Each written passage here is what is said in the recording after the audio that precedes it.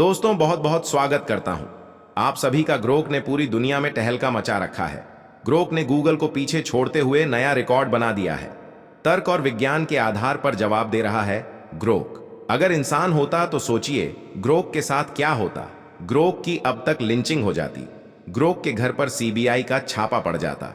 उसके घर पर बुलडोजर भी चल जाता। ग्रोक का ऐसा तेवर है। शुक्र है ग्रोक एक मशीन है, इंसान नहीं। ग्रोक लगातार हर सवालों का जवाब दे रहा है, और जो जवाब दे रहा है उसे मनुवादियों के साथ साथ जो सत्ताधारी पार्टी के लोग हैं उनकी नींद हराम कर रखी है। यहां तक कि जो गोबर खाने वाले नफरत भक्त है वह ग्रोक को बैन करने की मांग कर रहे हैं। वही जो सरकार है, जो आईटी मंत्रालय है सरकार का, वह ग्रोक की जांच करने की बात कर रहा है। वहीं ग्रोक के समर्थन में जो एलन मस्क है, जो इसके मालिक हैं, वह अब हाई कोर्ट पहुंच गए हैं क्योंकि सरकार ने इसे जांच करने की बात कही थी। इसलिए अब मामला हाई कोर्ट में पहुंच गया है। वहीं सरकार ने तमाम यूजर से एक्स यूजर से कह दिया है कि ग्रोक से फालतू सवाल पूछोगे तो कार्रवाई हो जाएगी। तो यह है ग्रोक का खौफ। सरकार भी डरी हुई है, अंधभक्त भी डरे हुए हैं, मनुवादी ब्राह्मणवादी भी डरे हुए हैं, लेकिन सबसे ज्यादा जो खुश हैं वह बहुजन लोग हैं। बहुजन का हर सवाल ग्रोक बहुत ही आसानी से जवाब दे रहा है। साथियों, जब ग्रोक से पूछा गया कि वैज्ञानिक तथा ऐतिहासिक रूप से राम, कृष्ण, दुर्गा, काली को काल्पनिक तथा बुद्ध को ऐतिहासिक क्यों माना जाता है, और अगर बुद्ध सत्य हैं तो प्रमाण बताओ, तब साथियों ग्रोक ने ऐसा जवाब दिया जिससे मनुवादियों के उड़ गए होश और पूरा बहुजन समाज खुश हो गया। आप लोगों से मेरा निवेदन है कि आप लोग इस वीडियो को अधिक से अधिक लोगों तक पहुंचाने में हमारी मदद करें।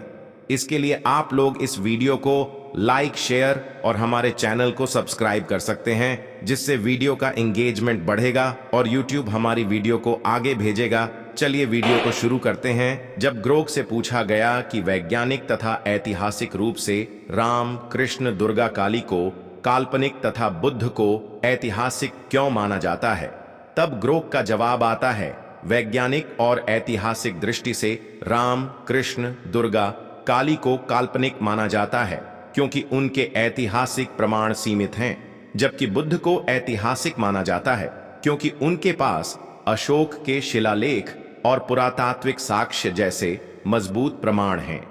राम और कृष्ण की कहानियां रामायण और महाभारत जैसे प्राचीन महाकाव्यों में हैं, पर पुरातात्विक सबूत नहीं मिलते। दुर्गा और काली देवियां हैं, इसीलिए उनकी ऐतिहासिकता प्रासंगिक नहीं। बुद्ध के जीवन की जानकारी ऐतिहासिक रिकॉर्ड और कलाकृतियों से सत्यापित होती है, जो उन्हें ऐतिहासिक बनाती है। फिर पूछा गया कि बुद्ध के क्रांति का विस्तार से वर्णन करो, फिर ग्रोक का बहुत ही सटीक उत्तर आता है। साथियों, आप सब वीडियो को पूरा देखिएगा, तभी आपको अच्छे से समझ में आएगा। उत्तर भारत में कपिलवस्तु नाम का गणराज्य था। वहां पर शाक्यवंशी मूल निवासी राजा शुद्धोदन राज करता था। शुद्धोदन के यहाँ पुत्र सिद्धार्थ पैदा हुए। इनका जन्म वैशाख पूर्णिमा ईसा पूर्व 563 में हुआ। राजकुमार सिद्धार्थ बुद्धत्व प्राप्त कर समस्त ब्राह्मणी मान्यताओं का खंडन कर संपूर्ण भारतीय समाज में क्रांति पैदा कर दी। गौतम बुद्ध ने यज्ञ कर्म तथा उसमें दी जाने वाली पशुओं की बलि को निरर्थक तथा पापमय बताया। उन्होंने समाज में धूम धूम कर प्रचारित किया कि स्वर्ग, नरक, ऊंच नीच पूर्ण वर्ण व्यवस्था ब्राह्मणों ने अपने निज स्वार्थ को पूरा करने के लिए बनाया है। तथागत बुद्ध ने स्त्रियों तथा शूद्रों को शिक्षा, सत्ता, संपत्ति तथा धर्म के द्वार खोल दिए। उन्होंने सुनीत, भंगी, उपाली, नाई आदि शूद्र वर्ण के लोगों को जहां एक और संघ में शामिल किया, वही सारीपुल, भौद, गल्यायन, कश्यप आदि ब्राह्मणों को संघ में शामिल किया। डाकू अंगुलिमाल को भी संघ में शामिल किया गया। वर्षों से चली आ रही ब्राह्मणी व्यवस्था की ऊंच नीच की दीवार को महात्मा बुद्ध ने गिरा दिया। सदियों से शोषित पीड़ित स्त्रियों को भी संघ में शरण देकर महात्मा बुद्ध ने नारियों का सम्मान किया। चिज्झा, कृषा, गौतमी आदि नारियां संघ में रहकर पुरुषों के समान ही ऊंचाई पर पहुंची। महात्मा बुद्ध अपने जीवन के 45 वर्ष पैदल घूम घूम कर लोगों को बताया कि धर्म वही सच्चा जो लोगों के कल्याण के लिए, उनके सुख के लिए रास्ता बताता हो, अर्थात धर्म का एकमात्र उद्देश्य बहुजन हिताय बहुजन सुखाय होना चाहिए। महात्मा बुद्ध के विचारों ने ब्राह्मण धर्म की जड़ें हिला दी। ब्राह्मणों की आपका प्रमुख स्रोत यज्ञ, कर्म कांड, स्वर्ग नरक का भय आदि को जनमानस ने अस्वीकार कर दिया। महात्मा बुद्ध का भारतीय समाज में कितना प्रभाव था, आप इस बात से अंदाजा लगा सकते हैं कि उनके समकालीन आर्य विद्वान ब्राह्मणों ने उनका शिष्यत्व ही नहीं स्वीकार किया, वरन उनके संघ में शामिल होकर बुद्धवाणी का प्रचार भी किया। मगध सम्राट अशोक ने बौद्ध धर्म को राजधर्म घोषित कर यक्ष तथा पशुवध पर कानूनी प्रतिबंध लगा दिया। संपूर्ण भारत में बौद्ध धर्म का बोलबाला हो गया। ब्राह्मण धर्म तथा उनकी कर्मकांडी मान्यताएं समाज द्वारा अस्वीकार कर दी गई। परिणाम स्वरूप ब्राह्मणों के समस्त आय के स्रोत समाप्त हो गए। उनका समाज में सम्मान खत्म हो गया। ब्राह्मणों की स्थिति शूद्रों के समान हो गई। सम्राट अशोक ने बौद्ध धर्म को संपूर्ण भारत में ही नहीं, समस्त एशिया महाद्वीप में फैला दिया। अपने प्रिय पुत्र एवं पुत्री महेंद्र एवं संघमित्रा को लंका भेजा। लंका बौद्ध धर्म का प्रमुख केंद्र बनाया गया। ब्राह्मण धर्म बनाम वैदिक धर्म के पतन का यह काल ब्राह्मणों के मन में बौद्ध धर्म के प्रति असीम घृणा को जन्म दिया। आर्य ब्राह्मणों भी भारत प्रवेश के 2700 वर्षों पश्चात चमोत्कर्ष अवनति हुई थी। ब्राह्मणों को अपनी जीविका चलाने में भी कठिनाइयां आने लगी। इससे बचने के लिए ब्राह्मणों ने अन्याय पेशों को अपनाया। उनमें सैनिक वृत्ति भी एक कर्म था जिसे ब्राह्मणों ने बड़े पैमाने पर अपनाना शुरू किया, और अंतिम मौर्य सम्राट बृहद्रथ था। 184 ईसा पूर्व उक से सेनापति पुष्यमित्र शुंग ने हत्या कर मगध का सम्राट बन गया। बौद्ध धर्म के कारण ब्राह्मणों की स्थिति निरंतर खराब होती गई। ब्राह्मणों को अपनी आजीविका चलाने में भी कठिनाइयां होने लगी। फलतः ब्राह्मणों ने आजीविका चलाने तथा बौद्ध धर्म के विनाश करने, इन दो कारणों से बड़े पैमाने पर सैनिक वृत्ति अपनाना शुरू कर दिया। अंतिम बौद्ध सम्राट बृहद्रथ की सेना में हजारों ब्राह्मण घुस गए। पुष्यमि शुंग, जो कि सामवेदी ब्राह्मण था, सेना के सर्वोच्च पद को प्राप्त करने में सफल रहा। उसने सम्राट की अनभिसत्ता में हजारों ब्राह्मण सैनिकों को भर लिया तथा अंतिम बौद्ध सम्राट बृहद्रथ चंद्रगुप्त मौर्य वंश के अंतिम शासक था। धर्म के प्रति उदासीन तथा तटस्थ था। ब्राह्मणों ने अनुकूल अवसर का लाभ उठाया। पुष्यमित्र शुंग ने राजा का विश्वास अर्जित कर लिया तथा अपने अनुयायियों को सेना में भर लिया तथा अवसर की प्रतीक्षा करने लगा। ध्यान रहे, उन दिनों मगध संपूर्ण भारत का शक्तिशाली राज्य था, जिसकी सीमाएं अफगानिस्तान तक फैली थीं। मगध राज्य से लगा हुआ राज्य कलिंग था। इसी कालिंग राज्य के साथ युद्ध करते हुए सम्राट अशोक का हिंसा से विरक्त हो गई थी वृथा, वह बौद्ध धर्म के शरण में आ गया था। सम्राट अशोक के बाद कलिंग राज्य पुनः स्वतंत्र हो गया था।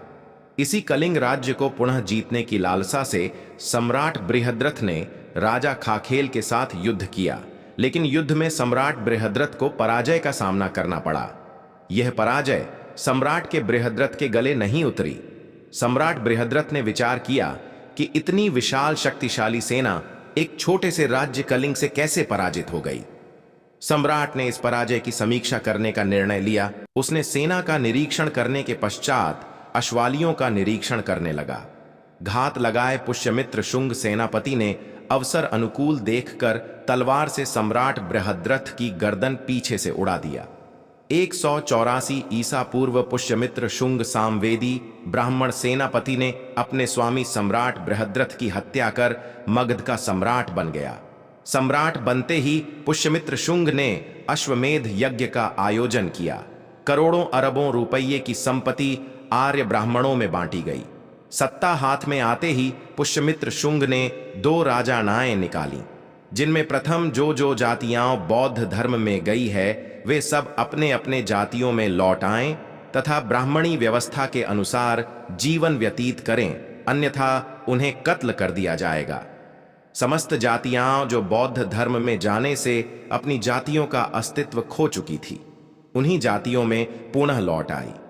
दूसरी राजाज्ञा के अनुसार जो कोई भी व्यक्ति या समूह एक बौद्ध भिक्षु का सिर काट कर लाएगा, उसे 100 स्वर्ण मुद्राएं इनाम में दी जाएगी।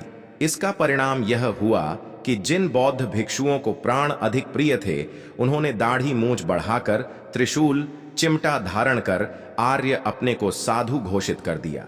रुद्र, विष्णु, इंद्र आदि आर्य देवताओं की पूजा करने लगे। लेकिन जिन भिक्षुओं ने बौद्ध धर्म का त्याग नहीं किया, उनकी हत्या कर लोगों ने एक सिर के बदले 100 स्वर्ण मुद्राएं इनाम के तौर में प्राप्त कर लिया। इस प्रकार बौद्ध धर्म का विनाश किया गया।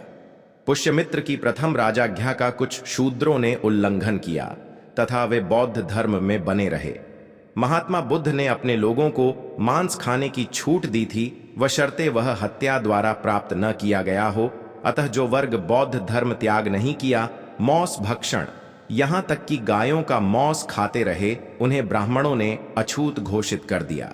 ये वही शूद्र लोग हैं जिनमें एक वर्ग बहुसंख्यक पुनः ब्राह्मण धर्म में लौट आया तथा कुछ अल्पसंख्यक शूद्र बौद्ध धर्म को नहीं त्याग सके।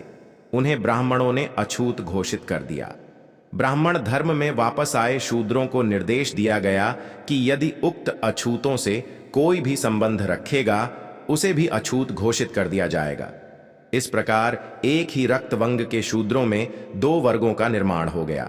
प्रथम वर्ग शूद्र, जो आज ओबीसी अन्य पिछड़ा वर्ग के नाम से चिन्हित किया गया है, तथा दूसरा वर्ग अछूत जातियां, जिन्हें वर्तमान में अनुसूचित जाति S0C0 के रूप में चिन्हित की गई है। शूद्रों के इस विभाजन को महात्मा ज्योतिराव फुले ने शूद्र अतिशूद्र घोषित किया है तथा डॉक्टर BR अम्बेडकर ने शूद्र तथा वर्णबाह्य आउटकास्ट कहा है।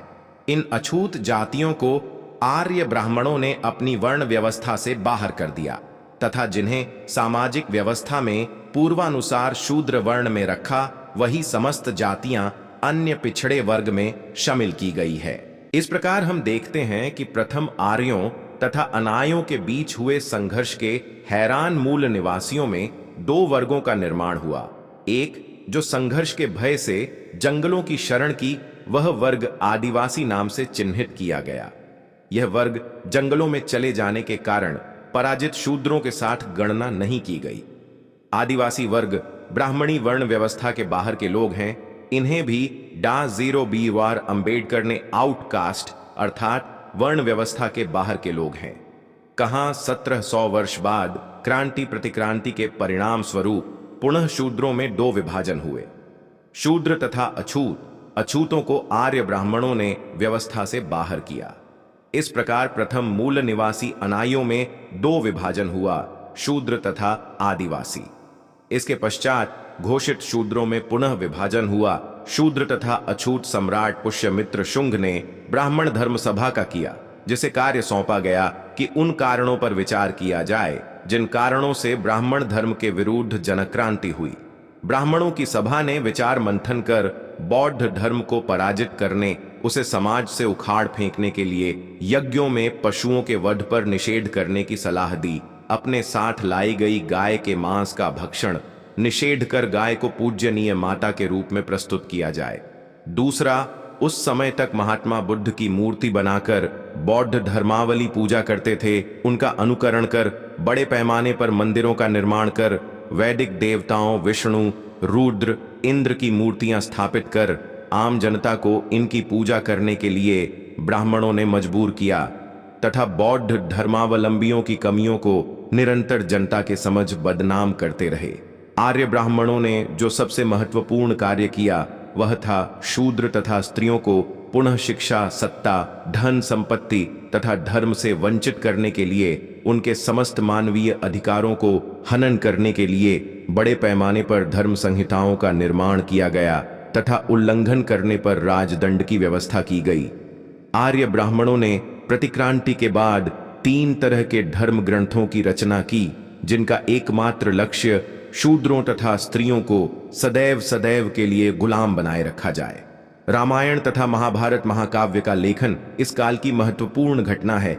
इन दोनों महाकाव्यों की रचना आर्य ब्राह्मणों ने छद्म नाम से कमशः वाल्मीकि आर्षि तथा वेद व्यास ऋषि ब्राह्मण से जोड़ा।